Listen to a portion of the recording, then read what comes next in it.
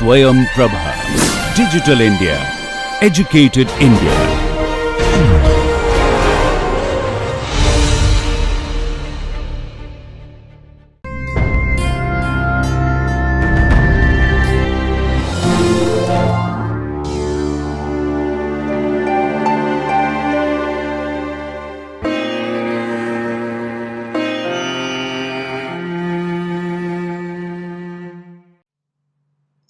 Welcome dear learners. This video is for the subject of education and the course for which this is prepared is Bachelor's in Education. The paper which is covering this particular video is Child Development and Learning. The module or the topic is Behavioral Learning Theories, and this particular lecture is covering Pavlov's learning theory. The course coordinator for this video is Dr. Iram Khan from Jamia Millia Islamia, New Delhi. The subject matter expert is Professor Jasim Ahmed from Jamia Millia Islamia, New Delhi. And the academic expert or reviewer for this video is Professor Sara Begum from Jamia Millia Islamia, New Delhi. This particular video is produced under the project DTH Swayam Prabha channels of MHRD, New Delhi. So let us welcome Dr. Jasim Ahmed for this discussion. Hello dear learners, I am Professor Jasim Ahmed from IAC Faculty of Education, Jamia Millia Islamia, New Delhi. And the topic of our discussion today is Pavlov's learning theory. During this lecture and discussion, we will try to discuss the experiment conducted by Pavlov and his learning theory. We will also discuss the meaning of conditioning and classical conditioning which he has given, and we will discuss the role of conditioning in behavior modification or learning by the children and by any human being. We will also discuss the implications of Pavlov theory of learning, and finally we will try to discuss and deliberate on the critique of Pavlov conditioning theory of learning. Dear friends, we have already discussed about behavioral approach of learning when we discussed on learning as a construction of knowledge in the previous lecture. But still, before we go into the discussion and deliberation on Pavlov's learning theory, it is better to put some light on behavioral learning. As we have already discussed, and you must be aware, that behaviorism is primarily concerned with observable behavior as opposed to internal events like thinking and emotions. So behavioral learning basically focuses on learning through modification of behavior, modification in our approach of interacting with one another, and through developing a bond between stimulus and response. So it is a kind of habit formation by the learners. There is no importance or place of reasoning, logic, thinking, cognition, and other mental process in the behavioral approach of learning because it focuses on the enduring modification of behavior, basically is the process of learning. It focuses on practice and exercise in the process of learning, and so the main focus of behavioral approach of learning is basically on putting learners onto the practice, putting learners onto the exercise and repetition and drill and this kind of activity. So only concerned with observable stimulus response behavior. That means behavioristic learning concerns with observable stimulus response behavior and states all behaviors are learned through SR bond, through forming association between the stimulus and response, and through interaction with the environment. Now we are moving towards Ivan Petrovich Pavlov, IP Pavlov, and his theory of learning. We must know something about Pavlov. Pavlov was basically a Russian psychologist, and he is popularly known for his theory of classical conditioning. Pavlov's principles of classical conditioning have been found to operate across a variety of behavior therapies and in experimental and clinical settings. Primarily, he was a scientist researching in the area of physiology of digestion, working of saliva, how saliva works, and the role of pancreas in the process of digestion. His interest in classical conditioning occurred almost by chance during one of his experiments on salivation in dogs. After that, Pavlov worked closely with animals throughout many of his experiments. His early contributions were primarily about animal learning. However, the fundamentals of classical conditioning have been examined across many different organisms, including humans, as per Tarpi 1975. The basic underlying principles of Pavlov classical conditioning have extended to a variety of settings such as classroom and other learning environments. Now, try to understand what is basically classical conditioning, which is also known as Pavlovian or respondent conditioning.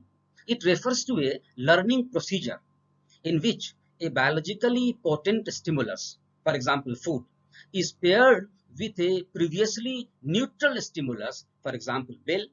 It refers to the learning process that results from this pairing, through which the neutral stimulus comes to elicit a response, that is salivation, that is usually similar to the one elicited by the potent stimulus, which was food. Pavlov was conducting experiment on salivation in dog in response to being fed. That is, he was doing experiment in the field of physiology of digestion in dogs. And through this experiment, he was trying to infer the physiology of digestion in human being. During his experiment, he inserted a small test tube into the cheek of each dog to measure saliva. When dogs were fed with a powder made from meat, he predicted that the dog would salivate in response to the food placed in front of them. But he noticed that his dogs would begin to salivate as soon as they heard the footstep of his assistant who was bringing them the food.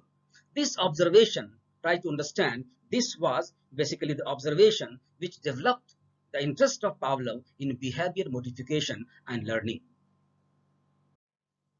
You can see in this diagram how this is basically the experimental setup of Pavlov. So this is total experimental setup. Pavlov is sitting on other side of the dog, and the dog is being put in a situation where he is being controlled indirectly, and the amount of saliva being secreted from his mouth is being measured. How much saliva is being secreted in what circumstances and in what situation. So now let's move towards some of the important, thing about this experiment. So Pavlov discovered that any object or event which the dogs learned to associate with food, such as the lab-assistant footstep, would trigger the same response. He realized that he had made an important scientific discovery.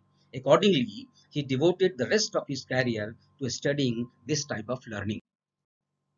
Classical conditioning occurs when a neutral stimulus is paired with an unconditioned stimulus. Now, first of all, try to understand what is unconditioned stimulus and what is neutral stimulus.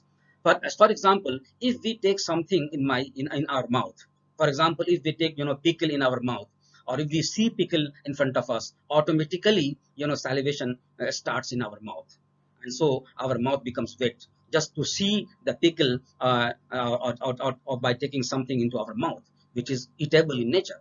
So this is basically unconditioned stimulus and unconditioned response. So whenever you see some tasteful thing in front of you, or you keep something into your mouth which is tasteful, which is eatable, then it releases saliva in our mouth. So this is basically unconditioned stimulus and unconditioned response. But for example, if you see a wax in front of you, and if you keep this a particular a small piece of wax into your mouth, you will not going to salivate. So anybody will not be salivating just on looking at the wax, or putting a piece of wax into its mouth, or piece of wood into the mouth. So this is basically neutral stimulus, because this piece of wood, or piece of wax, or a small stone, or a part of brick, these are the things on seeing which, or putting something, some of these kinds into our mouth, it doesn't it doesn't produce salivation in our mouth. So these stimulus are basically neutral stimulus because these are not going to produce saliva in our mouth. Now, what Pavlov did in conditioning, we will be discussing just a moment later.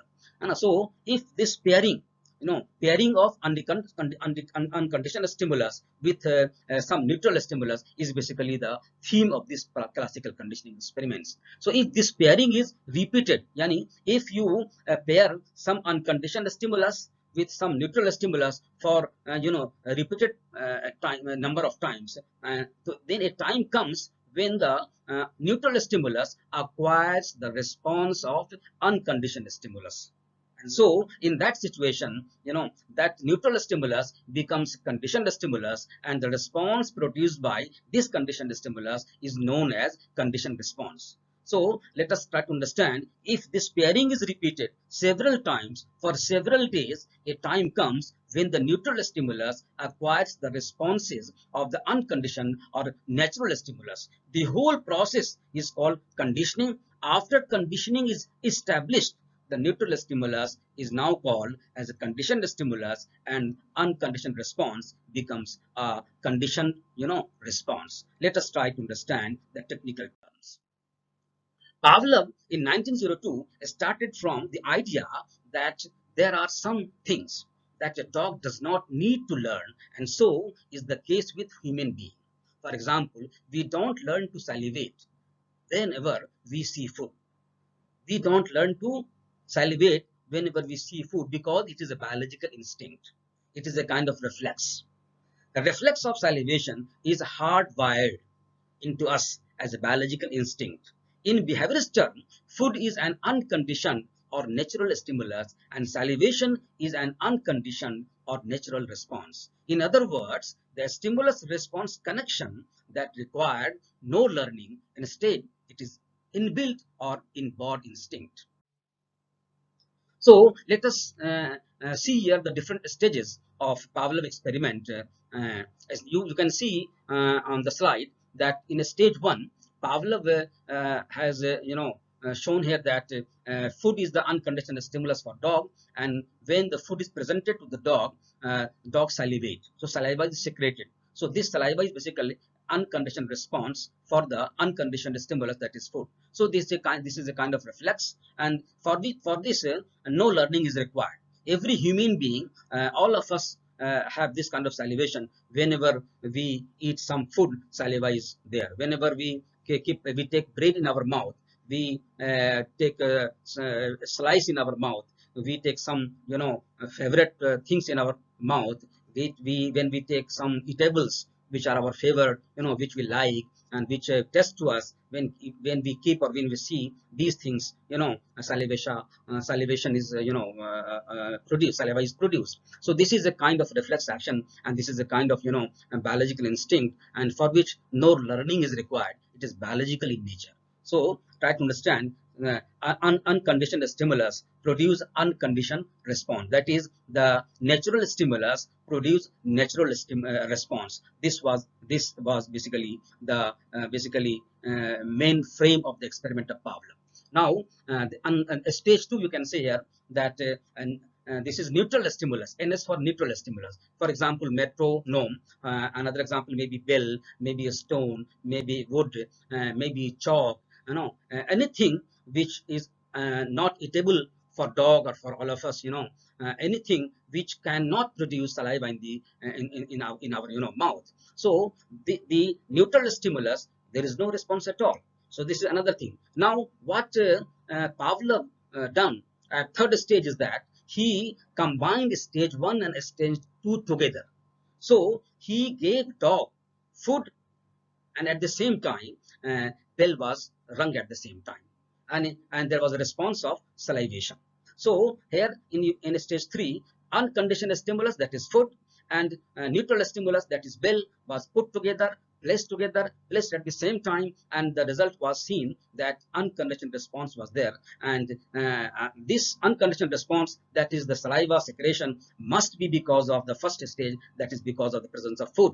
But here you can see that food and bell are put together. they are being placed at the same time, and saliva secretion is being observed. And this was repeated many a times for many a days. And after some time, what did what was done by Pavlov, which was quite surprising, that at fourth stage, Pavlov eliminate food at random, and only bell was rung as a neutral stimulus, and even then it was observed that salivation was there. And so just on ringing of bell, saliva secretion was observed. And this was basically the completion of the conditioning, because the dog learned to produce saliva just on the presence of bell.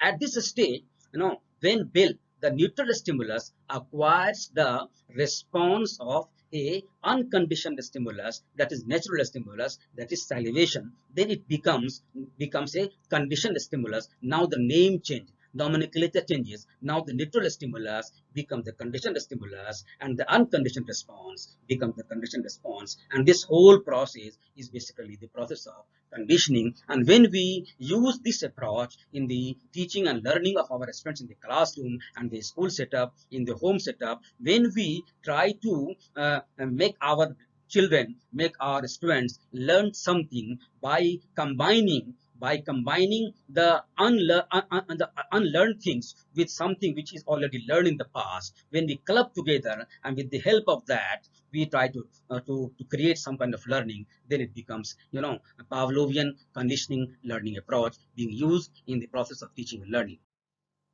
The dog in this experiment had learned an association between the bell and the food, and a new behavior had been learned. Because this response was learned or conditioned, it is called as conditioned response, also known as Pavlovian response. The natural stimulus has now become conditioned stimulus, as I already said. Now, in this experiment, he means Pavlov also gave a law which is called law of temporal contiguity. Pavlov found that for association to be made, that is the association between the unconditioned stimulus and the neutral stimulus, that is bell and the food. So Pavlov found that for association to be made, the two stimuli had to be presented close together in time. If the time between the conditioned stimulus, that is bell, and the unconditioned stimulus, that is food, is too great, then learning will not occur.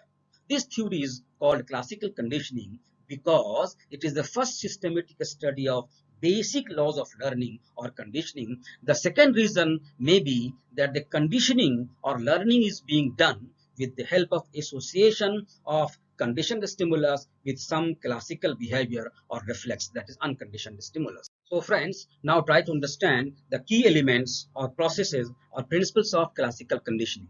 First of all, try to discuss acquisition. Acquisition is the process of acquiring the natural or unconditioned response by a neutral stimulus, that is NS. In other words, the process of achieving conditioning, that is the bond between conditioned stimulus and conditioned response, is basically the process of acquisition. The speed of conditioning depends on a number of factors, such as the nature and the strength of both the conditioned stimulus and the unconditioned stimulus. Similarly, other factors may be the previous experiences and the animal's motivational state also play a very important role in acquisition of some new learning. Second one is extinction. If the conditioned stimulus is presented without the unconditioned stimulus, and this process is repeated often enough, the CS will eventually stop eliciting a conditioned response. Means, as we have discussed, that the clubbing of unconditioned stimulus or food with bell resulted into the salivation, the production of saliva. So the dog learned to salivate just on the presence of bell. But if this relationship, conditioned stimulus and conditioned response, are put for a long time, then a time will come when the dog forget to salivate just on the placement of, on the position of, on the presence of bell only. So this process of forgetting, or this process of elicitation of stimulus condition response relationship is called extinction. At this point, the condition response is said to be extinguished. Means that the relationship or the bond which was formed between neutral stimulus and unconditioned response is now broken down. It is vanished. It is finished, and this process is called extinction. Now the question is how this extinction may be rejuvenate or maybe renew. So this is another key concept in this process, which is called reacquisition. If the conditioned stimulus is again paired with the unconditioned stimulus, a conditioned response is again acquired. But this second acquisition usually happens much faster than the first one.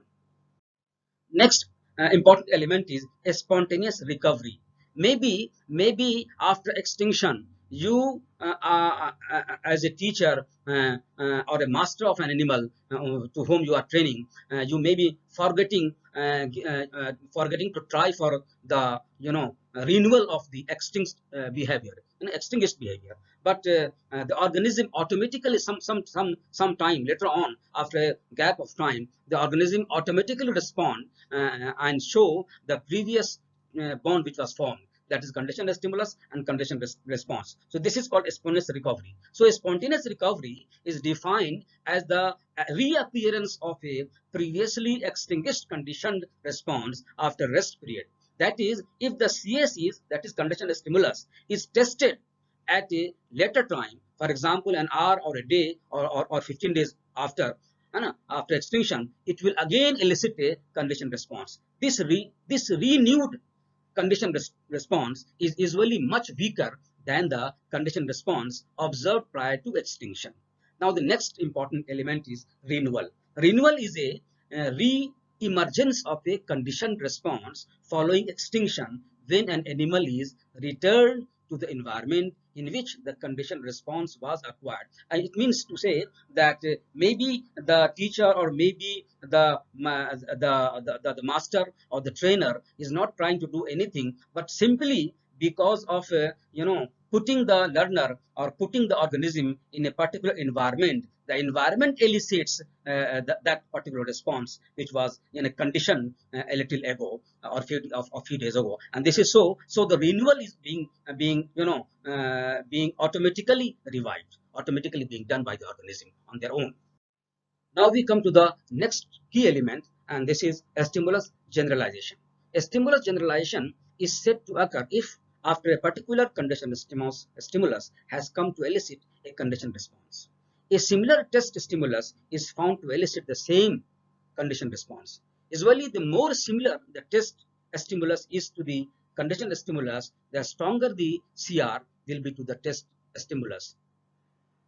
Conversely, the more the test stimulus differs from the CS, the weaker the CR will be, or the more it will differ from that previously observed. It means that stimulus generalization is basically when there is a affinity, when there is a similarity in the variety of environment, in the variety of stimulus. So whatever bond has been formed between a stimulus and response, and if the same kind of stimulus is provided to the organism or provided to the learner, it is found that the same sort of response is given by the learner. So here we can see that the stimulus is generalized by the learner. This is basically the concept of stimulus generalization. Now come to the next key element, stimulus discrimination. One observes a stimulus discrimination when one stimulus, that is maybe CS1, elicits one CR, that is conditioned response, and another stimulus, say the CS2, elicits another conditioned response or no response at all. This can be brought about by, for example, pairing CS1 with an effective US and presenting CS2 with no CS. So this is basically the stimulus discrimination, the key element in the process of Pavlovian conditioning. The next element is a stimulus substitution theory. According to Pavlov, conditioning does not involve the acquisition of any new behavior, but rather the tendency to respond to old ways to new stimuli. Thus, Pavlov theorized that the conditioned stimulus merely substitute for the unconditioned stimulus in evoking the reflex response. This explanation is called the stimulus substitution theory of conditioning. Now, friends, come to the discussion on educational implications of classical conditioning theory. We will try to see how this theory, that is Pavlovian conditioning, can be implemented, can be applied in our classroom situation, and in what way we as a teacher can use this in our classroom teaching learning process. Fear, for example, fear, love, and hatred towards one or more subjects are created through conditioning. So if you are a good teacher, if you love your students, if you appreciate your students, if you are social to your class students, if you have good rapport and good relationship with your students, so this particular relationship, your behavior help in developing developing interest in your subject by those students who are weak in that particular subject, or those who don't like that subject, but because of your attitude, because of your behavior, because of your relationship with the students now develop a good taste of your subject. So this is basically because of the classical conditioning. If a science, for example, if a science teacher is not competent and skilled in using the effective methods of science teaching, may be disliked by some of his or her students. If the teacher's behavior is also not satisfactory to students, they may develop fear and hatred towards science in due course of time. So both ways this is possible. You can develop interest, you can develop positive attitude, you can develop interest towards your subject by putting yourself as a good teacher in front of your students, by putting yourself as a good example for your students, by helping your students, by having good relation with your students, by having good ethics with your students. You can attract those learners towards your subject, and in course of time they can develop their interest in your subject. And contrary to this, if the teacher is not good in his ethics, if the teacher is not having good relation with the students in the classroom, then maybe that many of the students may in course of time develop hate and hatred towards that particular subject for which the teacher is showing or reflecting that sort of negative behavior to the classroom. Teachers sympathetic attitude, interesting, joyful, and effective method of teaching may develop desirability and positive attitude toward the subject through the process of conditioning. Use of audio-visual aids in teaching learning process involves the conditioning theory as well, in making students learn through association. For example, when we teach a child A for apple, and at the same time we show the child either real apple or picture of an apple with the word written below the picture. So in the entire process of getting the child learn A for apple, basically the process of conditioning is being used. The child learns the meaning of apple through conditioning process. Conditioning may help in developing desirable habits, interest, attitude, sense of appreciation in the children as well. For example, if a child is not interested in homework, parents and teachers may try to develop positive attitude towards doing homework by associating it with some of his or her likes, such as watching some channel. Maybe the students are or the children are interested to watch some of their channel in which they are interested, and they are not interested in doing homework. So the parents can discuss with the child that if you will complete your homework, then I will hand over this remote of the television to you, and you can see whatever channel you want to see. In the first instance, the child will try to finish the homework so that they can grab the remote of the television and can change the channel which is going on in the home and watch their interested channel, so whatever they like to see. And in course of time they will develop the habit of doing homework on their own. So by using this kind of strategy, you can make children learn some habit or develop some skills which they were not interested in previously. Again, unhealthy attitudes, superstition, fear, and phobias may also be removed through deconditioning. For example, if a child is having fear from any subject or any object, he or she may be made to seek pleasure from it. I can share with you my personal experience during the monitoring of Sarv Shiksha Abhiyan. I have been associated with the monitoring of Sarv Shiksha Abhiyan in the states of Bihar and Uttar Pradesh, and also Rashtriya Madhyamik Shiksha Abhiyan in the states of Bihar and Uttar Pradesh in due course of time for almost 8-9 years. In one of my visit, I was visiting some districts in Bihar, and for 1 week I was there in particular district. One day I was going to visit schools in a remote area of the district, and I was having with me block extension education officer who was devoted with me to be there with me for the entire week. So in my vehicle I was there, block education officer was there, and the driver was driving the vehicle. When we left that town area, and we were moving onto the road in remote areas, at a sudden I saw that a cat crossed the road, and as soon as the cat crossed the road, the driver also saw that, and driver started to slow down the vehicle. But I sensed the mind and the brain and the feeling of the driver, and he could not stop because of some reason that I was there, block education officer was there, but he slowed down the vehicle and was basically fearing to cross that mark from where the cat has crossed. But sensing the situation, I just called the driver and ordered him to stop the vehicle. And when he stopped the vehicle, I got down alone and crossed that particular mark alone. And from that side, I gave the signal to the driver to come now. And so the driver took the vehicle to the mark I was standing. Then I again ride on the vehicle, and I travel across that particular block, saw different schools, and in the evening at around 5:30 p.m. when I reached my hotel where I was staying, then I talked to the driver. You are okay? I am also okay, and the block education officer is also okay. We all are okay. So this is nothing else. I mean to say that if this type of situation again comes in front of that driver and that block education officer, I'm sure that he's not going to stop now. So if this kind of situation arises in front of you and this kind of example is there, then because of conditioning and some superstition also removed from the mind and heart of all of us. So conditioning also help in removing the barriers and the superstition and the fear and phobias of different kinds from our minds.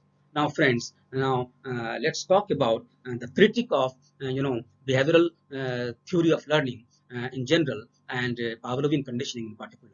As we have discussed that behavioral theory of learning focused on behavior modification, and so it is supposed to be totally a mechanical approach of learning where the strengths are, where the learners are put to drill, put to exercise a lot, to put to practice a lot, and because of those practice, because of the drill, because of the exercise, ultimately they develop that kind of skill, and they learn through memorization or through cramming. And in the entire process you can see that the use of reasoning, use of intelligence, use of mind, use of thinking, imaginations are not involved. So it is a kind of animal learning. Humans should not be treated as machine or animals. This is the most important critique of behavioral learning theory approach.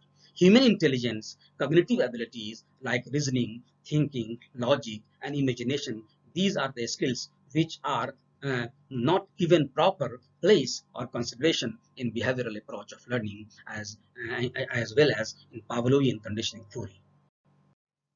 Now, at last, friends, we can say that in the entire discussion of deliberation in this particular lecture, we have covered behavioral approach of learning, where we have found that basically the modification of behavior is learning. So, for any learning, there is some change of behavior, and the change of behavior is basically enduring in nature.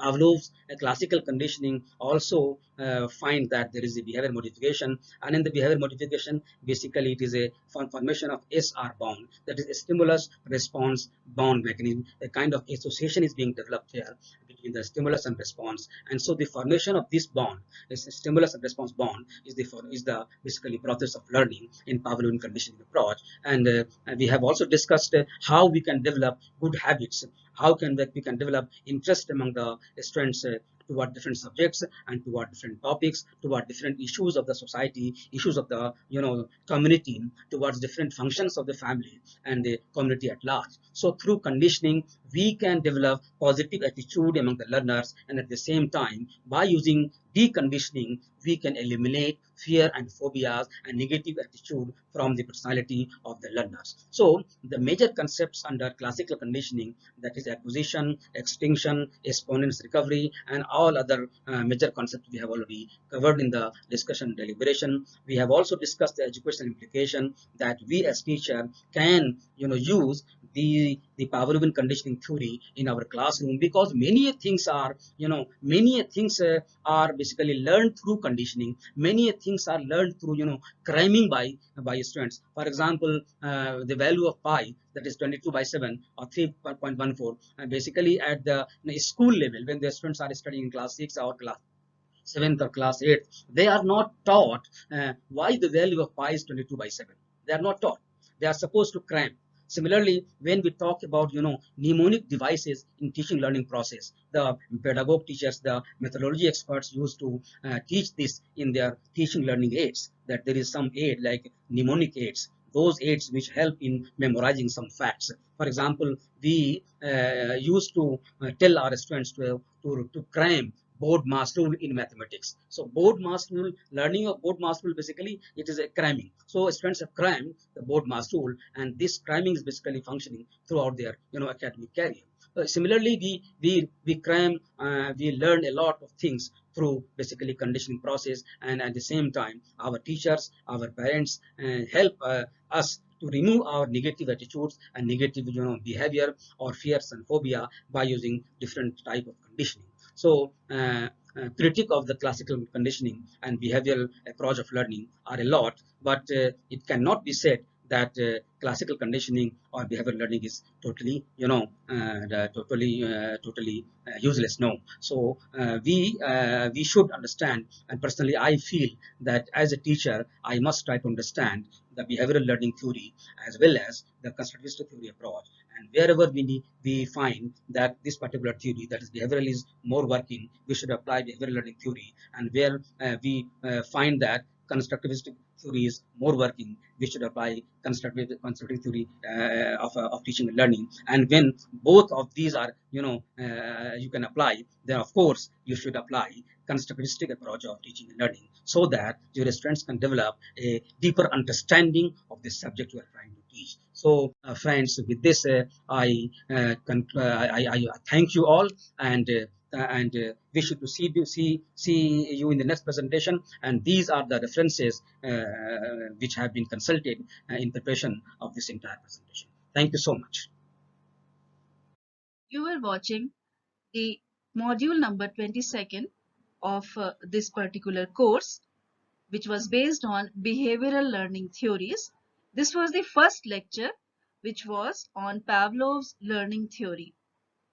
This video lecture was recorded by faculty at home during the national lockdown period for COVID-19 pandemic using minimal technical resources. Technical errors, if any, are unintentional and may please be ignored. For any queries with regard to this lecture or broadcast, kindly send your email to techsupport@dth.ac.in.